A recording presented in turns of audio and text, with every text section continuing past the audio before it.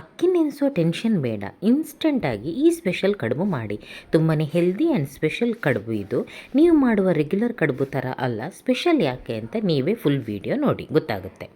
ಅಕ್ಕಿ ನೆನೆಸೋಕೆ ಮರ್ತೋದ್ರೂ ತೊಂದರೆ ಇಲ್ಲ ನೋಡಿ.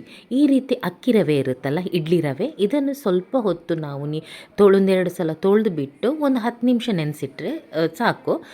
ನಂತರ ಸೀಮೆ ಬದನೆ, ಸಬ್ಸಿಗೆ ಸೊಪ್ಪು, ಸ್ವೀಟ್ ಕಾರ್ನ್ ಬಾಯ್ಲ್ ಮಾಡಿ ಇಟ್ಕೊಂಡಿದ್ದೇನೆ, ಅದನ್ನು ಕೂಡ ಹಾಕ್ತಾಯಿದ್ದೇನೆ. ಬ್ಯಾಡಗಿ ಚಿಲ್ಲಿ ಎಲ್ಲ ರೆಡಿ ಮಾಡಿಕೊಂಡು ಇಲ್ಲಿ ನಾನು ಬ್ಯಾಡಗಿ ಚಿಲ್ಲಿ ಮತ್ತು ಜೀರಾ ಮಿಕ್ಸಿಗೆ ಹಾಕ್ತಾಯಿದ್ದೇನೆ. ಸ್ವಲ್ಪ ತೆಂಗಿನ ತುರಿ ಜೊತೆ ತೆಂಗಿನ ತುರಿ ಮತ್ತೆ ಕೂಡ ಅದಕ್ಕೆ ಹಾಕ್ತೇನೆ. ಈಗ ಸ್ವಲ್ಪ ಇದರ ಜೊತೆ ಗ್ರೈಂಡ್ ಆಗಲಿಕ್ಕೆ ಈ ರೀತಿ ಹಾಕ್ತೇನೆ ನಾನು. ನಂತರ ಸೀಮೆ ಬದನೆ ಬದಲಿಗೆ ನೀವು ಬೇರೆ ಯಾವುದು ವೆಜಿಟೇಬಲ್ ಕೂಡ ಹಾಕ್ಬೋದು. ಸೀಮೆ ಬದನೆಯಲ್ಲಿ ನೀರಿನಂಶ ಜಾಸ್ತಿ ಇದ್ದು ಹೆಲ್ತಿಗೂ ತುಂಬ ಒಳ್ಳೆಯದಿದ್ದು, ಹಾಗಾಗಿ ನಾನು ಇದು ಹಾಕಿದ್ದೇನೆ. ಬೇಕಾದರೆ ಕುಕ್ಕುಂಬರ್ ಹಾಕ್ಬೋದು ಅಥವಾ ಬೇರೆ ವೆಜಿಟೇಬಲ್ ಯಾವುದಾದ್ರೂ ಸಣ್ಣದಾಗಿ ಗ್ರೇಟ್ ಮಾಡಿ ಹಾಕ್ಬೋದು. ಸೊಪ್ಪು ಕೂಡ ಅಷ್ಟೇ, ನಿಮಗೆ ಇಷ್ಟವಾದ ಸೊಪ್ಪು ಹಾಕ್ಬೋದು. ಸಬ್ಸಿಗೆ ಸೊಪ್ಪು ಚೆನ್ನಾಗಿರುತ್ತೆ, ನಾನು ಅದನ್ನೇ ಹಾಕಿದ್ದೇನೆ. ಸ್ವೀಟ್ ಕಾರ್ನ್ ಹಾಕಿದ್ದೇನೆ ಮತ್ತು ಕೆಂಪು ಅರಿವೆ, ನಮ್ಮ ಊರಲ್ಲಿ ಸಿಗುತ್ತೆ ಕೆಂಪು ಅರಿವೆ, ಅದನ್ನು ಹಾಕಿದ್ದೇನೆ.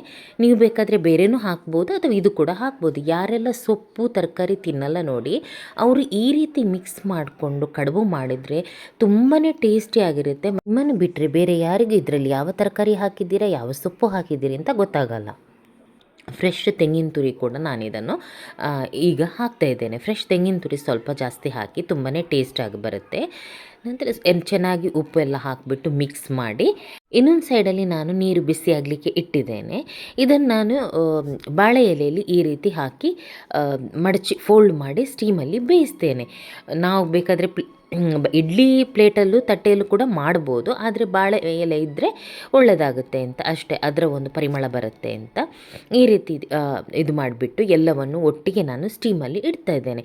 ಇದಕ್ಕೇನು ಜಾಸ್ತಿ ಹೊತ್ತು ಬೇಕಾಗಿಲ್ಲ, ಒಂದು 20 ನಿಮಿಷದೊಳಗೆ, ಮ್ಯಾಕ್ಸಿಮಮ್ 20 ನಿಮಿಷದೊಳಗಡೆ ಅದು ಬೆಂದು ಬಿಡುತ್ತೆ. ಇಲ್ಲಿ ಸ್ವೀಟ್ ಕಾರ್ನ್ ಆಲ್ರೆಡಿ ಸ್ವಲ್ಪ ನಾನು ಬೇಯಿಸಿದ್ದೇನೆ, ಆದ್ದರಿಂದಾಗಿ ಇದು ಬೇಗನೆ ಬೇಯುತ್ತೆ, ಅದರಲ್ಲಿ ಏನು ಬೇಯುವಂಥದ್ದು ಜಾಸ್ತಿ ಇಲ್ಲ. ಯಾವಾಗಲೂ ರೆಗ್ಯುಲರಾಗಿ ಸಿಂಪಲ್ ಕಡುಬು ಮಾಡುವ ಬದಲು ಈ ರೀತಿ ಒಂದು ಸಲ ಕಡುಬು ಮಾಡಿ ನೋಡಿ, ಎಲ್ರಿಗೂ ಇಷ್ಟ ಆಗುತ್ತೆ.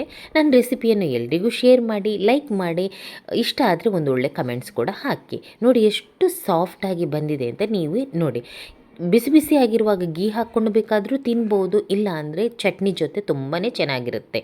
ಕೋಕೋನಟ್ ಚಟ್ನಿಯ, ಟೊಮೆಟೊ ಚಟ್ನಿ ಯಾವುದ್ರ ಜೊತೆನೂ ಇದರ ಕಾಂಬಿನೇಷನ್ ಒಳ್ಳೆಯದಿರುತ್ತೆ.